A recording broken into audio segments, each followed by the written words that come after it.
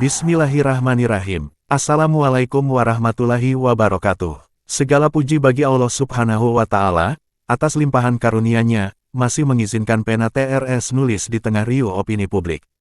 Sholawat serta salam senantiasa tercurah kepada junjungan kita, Nabi Muhammad Shallallahu Alaihi Wasallam, yang ajarkan umatnya agar berlaku adil meski terhadap diri sendiri, orang tua, ataupun penguasa. Tema kali ini berjudul Sakral, Gamang atau Gagap, Proses Hukum Kasus Ijazah Jokowi dan Dilema Penegakan Hukum yang Belum Selesai. Sobat, publik kembali terperanjat. Polda Metro Jaya resmi tetapkan tersangka dalam kasus dugaan ijazah palsu ex-Presiden Joko Widodo. Sontak mantik gelombang reaksi, dari yang dukung penegakan hukum hingga yang nilai langkah ini syarat muatan politik. Pro dan kontra pun menyeruak, nandakan bahwa bangsa ini belum benar-benar selesai berdamai dengan nalar hukum dan kebijaksanaan publik. Isu ini memang sensitif plus sakral, sebab nyentuh kepercayaan masyarakat pada simbol negara, institusi pendidikan, dan integritas sistem hukum itu sendiri. Di tengah badai opini dan perang narasi, TRS coba melangkah hati-hati namun tegas, nelusuri antara yang sedang terjadi dengan yang seharusnya terjadi. Menghimpun beragam pandangan dari pakar hukum, ahli forensik dokumen, serta mantan Kabareskrim Polri, Komjen Purnawirawan Susno Duaji, yang menekankan pentingnya akurasi prosedural sebelum menetapkan seseorang sebagai tersangka. Semua disandingkan dengan rujukan hukum formal seperti KUHP Kitab Undang-Undang Hukum Pidana, KUHAP Kitab Undang-Undang Hukum Acara Pidana, dan UU Nomor 20 Tahun 2003 tentang Sistem Pendidikan Nasional Sisdiknas agar analisis tak bersandar pada opini, tetapi norma hukum positif. Editorial ini berangkat dari keyakinan bahwa hukum sejati harus berpihak pada kebenaran, bukan kekuasaan, apalagi kebencian. Tuduhan tanpa dasar hanya lahirkan luka sosial baru, dan proses hukum terbuka, jujur, dan profesional adalah jalan menuju keadilan yang pulihkan kepercayaan rakyat. TRS sadar, tema ini amat sensitif, mudah disalahartikan, maka ini bukan menghakimi pihak manapun, tapi ngajak publik kembali berpikir jernih bahwa bangsa yang besar, bukan yang lantang bersuara, tapi yang mampu nimbang dengan nalar dan adab. Disclaimer, editorial kritis disusun secara independen berdasar data publik yang terverifikasi dan pandangan para ahli di ruang terbuka. Semua analisis bersifat argumentatif, dan bertujuan dorong literasi hukum, bukan nuduh, justifikasi, atau giring opini. Bila terdapat kekeliruan dalam penyajian data, TRS membuka ruang klarifikasi, dan koreksi, sebagai wujud tanggung jawab moral dan intelektual. Sebagaimana pesan Khalifah Umar bin Khattab radhiyallahu anhu, tidak ada kebaikan pada suatu umat bila kebenaran takut diucapkan, maka. Sobat, yuk kita menata niat, jernihkan pikiran, sucikan kolbu. Selamat menyimak dengan bismillah. Latar dan signifikansi kasus. Publik Indonesia kembali dikejutkan oleh dinamika hukum terkait dugaan ijazah palsu ex-Presiden Jokowi. Kasus ini bermula dari unggahan di media sosial yang menuduh ijazah sarjana Jokowi dari Universitas Gadjah Mada UGM tidak autentik. Dalam waktu singkat, isu ini viral, memicu gelombang opini publik yang tajam, sebagian mendukung penegakan hukum terhadap penyebar tuduhan, sementara sebagian lain menilai bahwa isu ini justru membuka pertanyaan serius tentang transparansi dokumen kenegaraan. Dampaknya luar biasa besar. Di satu sisi, masyarakat yang pro pemerintah menilai tudingan tersebut sebagai fitnah politik yang berpotensi mengganggu stabilitas nasional. Di sisi lain, kelompok kritis memandang bahwa klarifikasi seharusnya dilakukan secara ilmiah dan hukum, bukan melalui kriminalisasi. Akibatnya, ruang publik terbelah antara yang percaya pada hasil verifikasi resmi dan yang curiga ada sesuatu yang belum sepenuhnya terbuka. Secara hukum, kasus ini bukan perkara sederhana. Ia tidak hanya berkaitan dengan pencemaran nama baik atau pelanggaran Undang-Undang Informasi dan Transaksi Elektronik (UU ITE), tetapi menyentuh ranah fundamental tentang legalitas dokumen negara.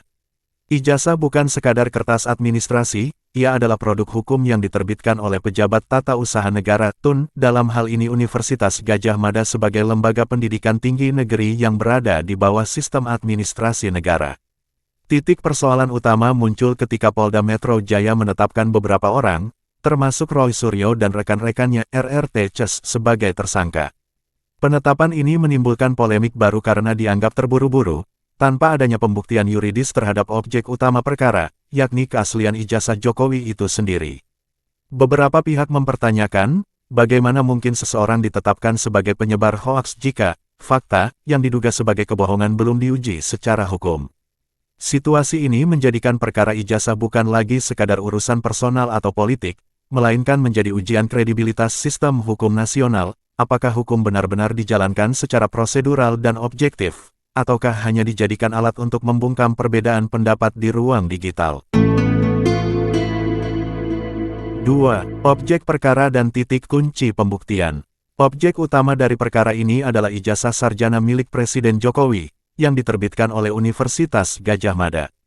Pihak Istana dan UGM secara tegas menyatakan bahwa ijazah tersebut asli dan telah diverifikasi melalui audit digital forensik dan analog forensik oleh Pusat Laboratorium Forensik Kepolisian Republik Indonesia Puslab-4 Polri. Sementara pihak Roy Suryo Ces mengklaim bahwa terdapat ketidaksesuaian visual dan metadata digital yang menunjukkan indikasi ketidakautentikan dokumen tersebut. Dari perspektif hukum, persoalan ini menyangkut dua ranah, administratif dan pidana. Dalam ranah administrasi, keaslian ijazah sebagai dokumen negara seharusnya diuji di Peradilan Tata Usaha Negara (PT-UN) karena merupakan produk pejabat TUN. Artinya, lembaga yang memiliki kewenangan menentukan asli atau palsunya ijazah bukanlah kepolisian, melainkan Peradilan Administrasi Negara. Jika belum ada putusan dari PT-UN yang menyatakan ijazah tersebut palsu, maka status tudingan, ijazah palsu, belum sah secara hukum. Dengan demikian, penetapan tersangka terhadap penyebar tuduhan berpotensi kehilangan dasar pembuktian yang kuat. Prinsip lex specialis derogat legi generali menegaskan bahwa hukum yang bersifat khusus, hukum administrasi, harus didahulukan sebelum hukum umum pidana. Selain itu, unsur penyebaran berita bohong dalam pasal 28 ayat 2 UIT baru dapat dipenuhi apabila objek yang disebarkan terbukti palsu melalui proses hukum yang sah. Tanpa itu, tuduhan bohong masih bersifat dugaan subjektif. Maka, seharusnya langkah hukum pertama adalah uji keaslian ijazah di PT-UN, baru setelah itu dilakukan penyidikan terhadap pihak yang diduga menyebarkan hoaks jika terbukti objeknya memang palsu. Titik krusial inilah yang menjadi dasar argumentasi banyak pakar hukum, proses hukum dalam kasus ini seharusnya dimulai dari pengujian objek, bukan langsung menjerat subjek. Sebab, tanpa kepastian hukum atas objek perkara, penyidikan dapat dianggap prematur dan berpotensi melanggar asas praduga tak bersalah presumption of innocence, sebagaimana diatur dalam Undang-Undang Nomor 48 Tahun 2009 tentang Kekuasaan Kehakiman.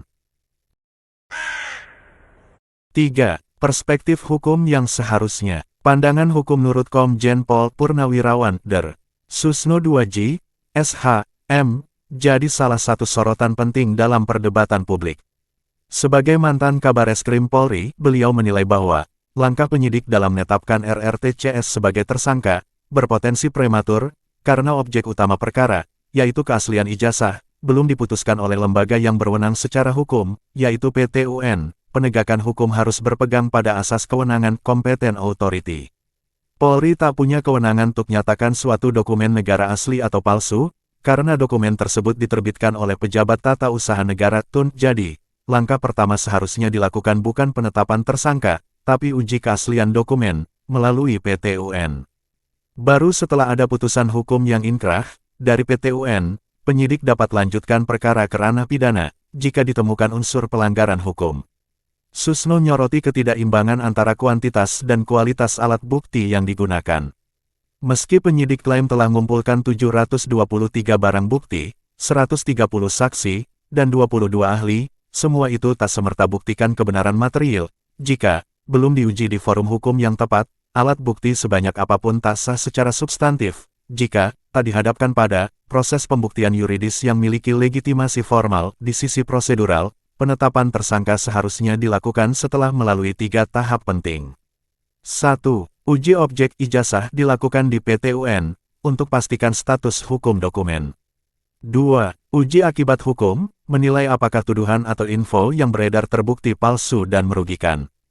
3. Uji unsur pidana, jika 2 tahap tadi telah sah, baru aparat bisa jerat pelaku, dengan pasal 28 ayat 2 UU Nomor 11 Tahun 2008 tentang informasi dan transaksi elektronik atau pasal relevan lainnya seperti pasal 310 dan 311 KUHP, pencemaran nama baik.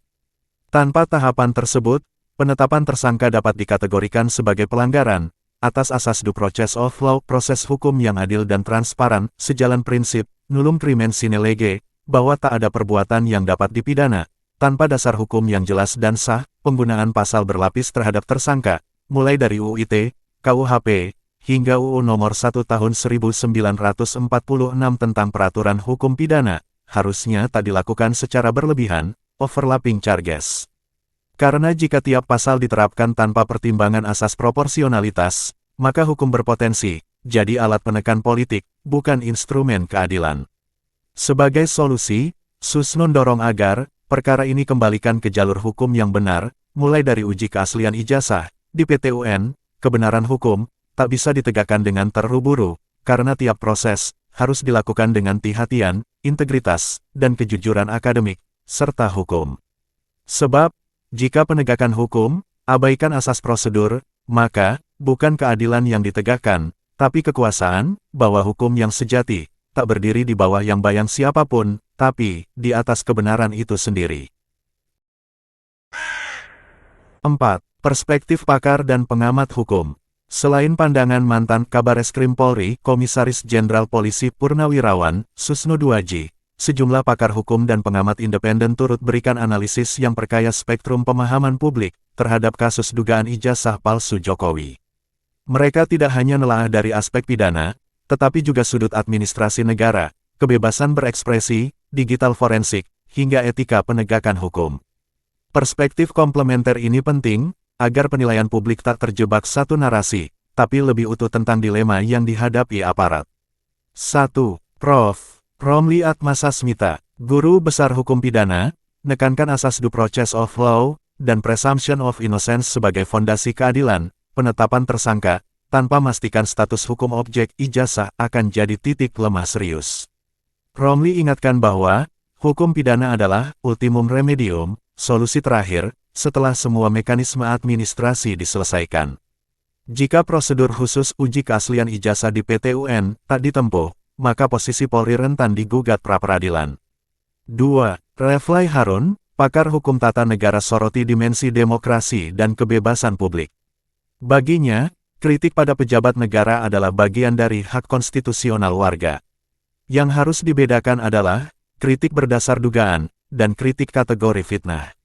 Jika keaslian ijazah belum diputuskan oleh lembaga berwenang, maka Undang-Undang Nomor 11 Tahun 2008 tentang ITE dianggap terlalu dini. Negara harus hati-hati agar tidak ciptakan preseden penghambat kebebasan berekspresi. 3. Ruby Alamsyah, pakar digital forensik, melihat persoalan metodologi, nekankan pentingnya digital authenticity chain, yaitu rantai autentikasi yang transparan, dalam tiap pemeriksaan dokumen digital. Menurutnya, hasil puslap for Polri penting, tetapi publik juga berhak tahu metodologi ilmiah yang digunakan. Ruby dorong adanya audit forensik independen melibatkan lembaga non-pemerintah, sebagai bentuk transparansi, demi redakan keraguan masyarakat. 4. Bambang Rukminto, Indonesian Police Watch, ingatkan bahwa, penanganan perkara sensitif, butuh transparansi tinggi, agar tak menimbulkan kecurigaan politisasi, ketika perkara libatkan figur eks-presiden. Kesalahan sekecil apapun di proses penyidikan, dapat menimbulkan ketidakpercayaan publik bahwa peradilan opini di media sosial tak boleh gantikan peradilan hukum. Justru atmosfer publik penuh kecurigaan, proses hukum harus semakin dibuka, dan dijelaskan tahap demi tahap. Seluruh perspektif para pakar ini menunjukkan bahwa, masalah utama, bukan hanya soal benar atau palsunya ijazah, tapi ketepatan prosedur hukum, transparansi metodologi, serta perlindungan hak-hak warga negara dalam negara demokratis.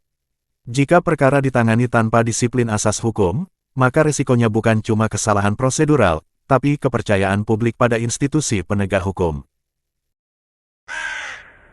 5. Analisis konstruksi hukum. Duduk perkaranya secara objektif perlu dilakukan analisis berdasar asas fundamental hukum yang berlaku. Konstruksi hukum harus diuji dari segi legalitas, kewenangan, objektivitas penyidikan, kepastian hukum, dan perlindungan hak tersangka. 1. Asas legalitas lex serta dan lex scripta, negaskan tak ada perbuatan yang dapat dipidana, tanpa dasar hukum yang jelas dan tertulis nullum crimen sine lege. Penetapan tersangka RRTCS akan sah secara yuridis bila unsur pidana telah terpenuhi. Namun, Unsur menyebarkan berita bohong, sebagaimana diatur pasal 28 ayat 2, Undang-Undang Nomor 11 Tahun 2008 tentang IT hanya bisa dibuktikan bila objek tuduhan ijazah telah putusan inkrah. Tanpa adanya putusan PT UN, unsur pidana menjadi belum terpenuhi secara hukum. 2. Asas kewenangan Competence of Authority menentukan keaslian dokumen negara berada pada lembaga administrasi, bukan penyidik pidana. Oleh karena itu, Polri harus nunggu hasil uji administratif dari PT UN, atau lembaga akademik berwenang, sebelum menarik kesimpulan hukum. Jika aparat penyidik ambil alih peran tersebut, maka terjadi pelanggaran asas ultra vires, tindakan di luar kewenangan hukum yang sah. 3. Asas objektivitas dan proporsionalitas penyidikan.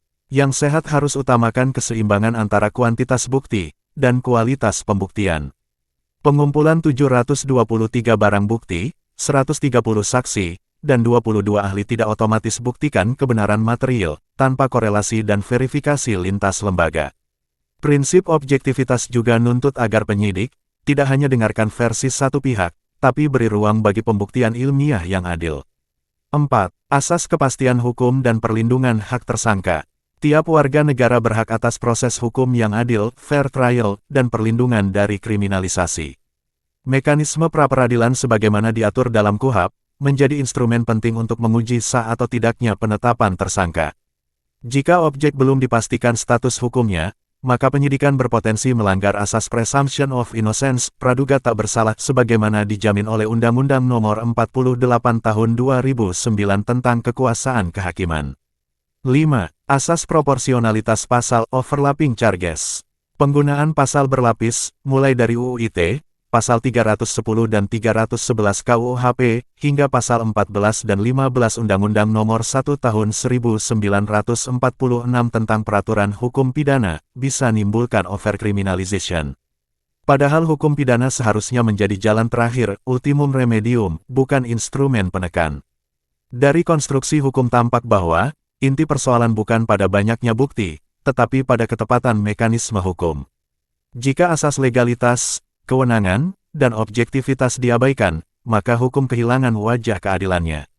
Pesan Imam Al-Ghazali mengingatkan, keadilan adalah tiang dunia, bila ia runtuh, maka runtuhlah segala urusan manusia.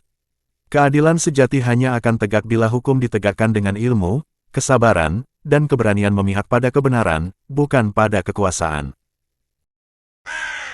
6. Perspektif etika dan moral hukum. Hukum tidak hanya bicara tentang pasal dan prosedur, tetapi juga sentuh sisi moral dan etika, yang menjadi ruh keadilan. Kasus dugaan ijazah palsu Jokowi bukan sekadar soal legal formal, tapi ujian moralitas bangsa, sejauh mana hukum ditegakkan dengan hati nurani dan kebenaran sejati, bukan cuma kepentingan kekuasaan. 1. Etika kejujuran sebagai pondasi hukum. Merupakan inti dari semua sistem hukum yang beradab.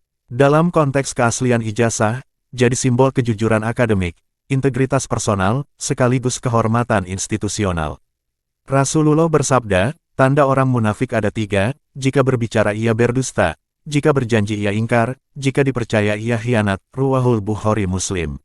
Bila kejujuran akademik dipertanyakan, maka kepercayaan publik pada seluruh struktur negara ikut terguncang. Karena itu, klarifikasi terbuka dan transparan bukan hanya kewajiban hukum, tapi panggilan moral kenegaraan.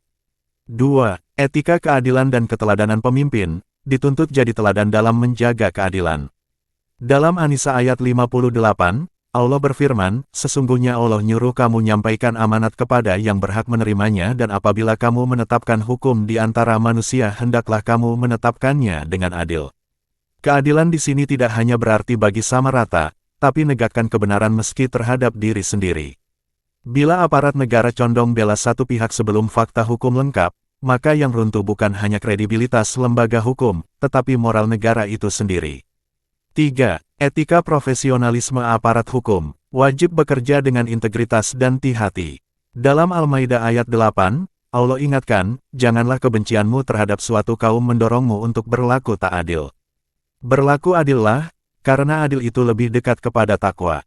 Ayat ini negaskan, penyidikan atau proses hukum, tidak boleh disetir oleh opini publik atau tekanan politik.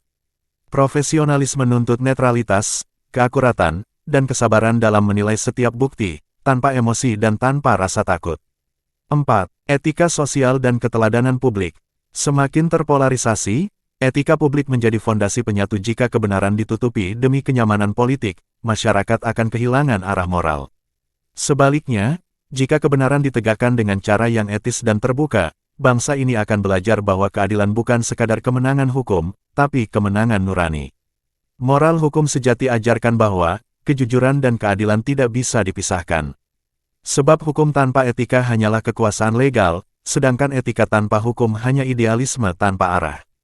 Keduanya harus berjalan beriring, agar bangsa tidak tersesat di jalan bu-abu antara kebenaran dan kepentingan berkuasa. 7. Rekomendasi editorial, kebenaran harus nemukan jalan pulang. Sobat TRS, bangsa ini sudah terlalu lama hidup di bawah yang bayang dugaan dan opini yang saling meniadakan.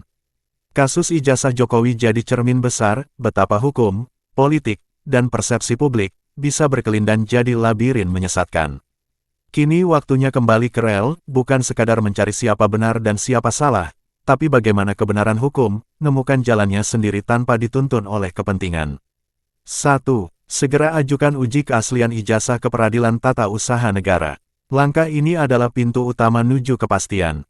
Selama keaslian dokumen belum diuji oleh lembaga resmi, seluruh perdebatan menggantung di ruang kosong.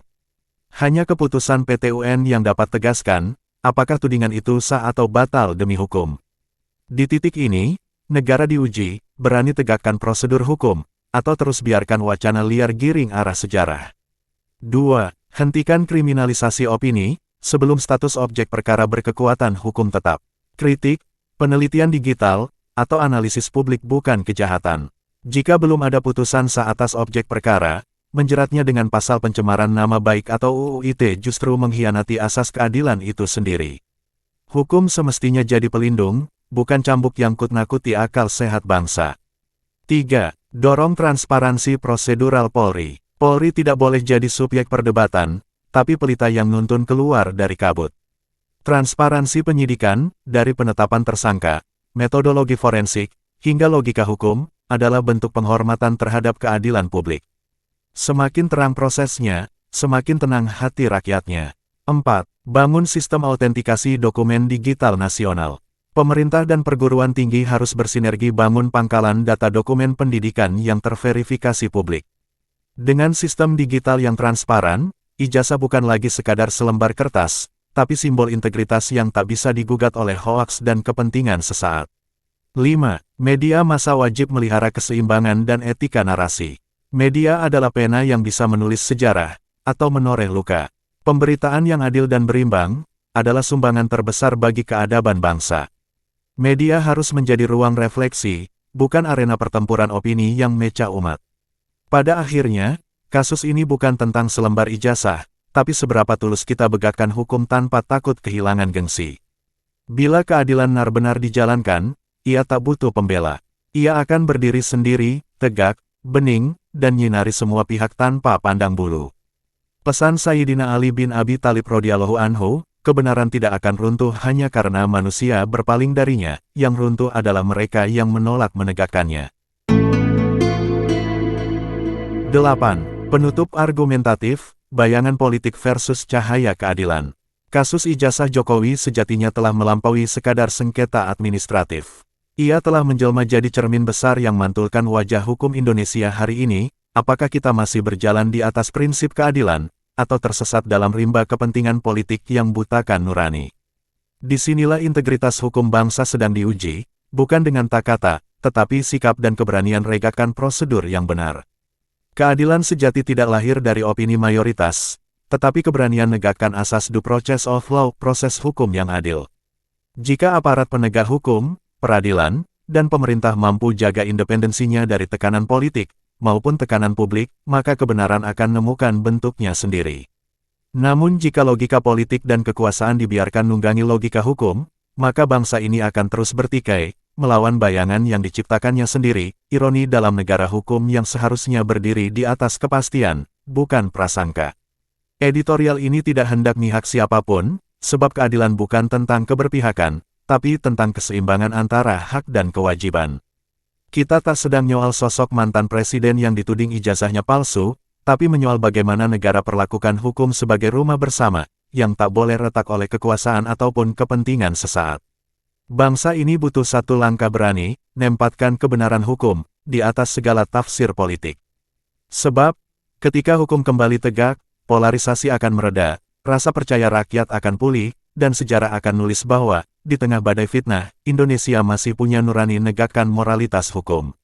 Jika aparat penegak hukum berani bersikap adil, dan rakyat berani bersabar menunggu proses kebenaran, maka polemik ini akan jadi tonggak baru kebangkitan kesadaran hukum nasional, bukan akhir dari perdebatan, tapi awal dari kedewasaan bangsa.